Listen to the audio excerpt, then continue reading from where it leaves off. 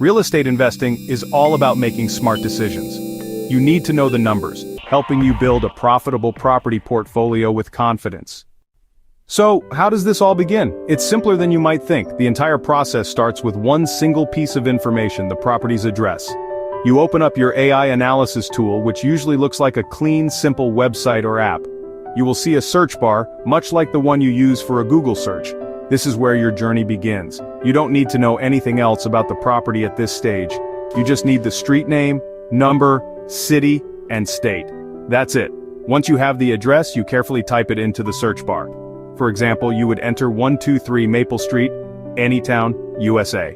It's important to double-check that you have entered it correctly. A small typo could lead the AI to analyze the wrong property, so accuracy here is key.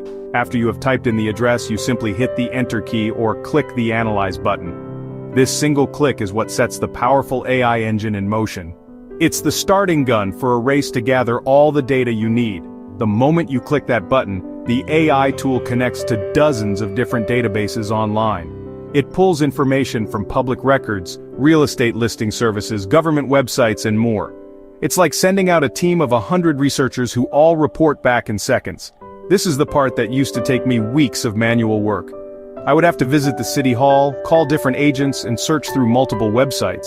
Now the AI does it all for you before you can even finish sipping your coffee. You don't need to be a tech expert to use these tools. They are designed to be user-friendly.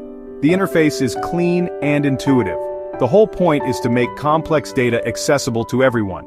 The system is built for regular investors who want to make informed choices without needing a degree in computer science. All you need to do is provide the address, and the AI takes care of the rest. It's a straightforward first step,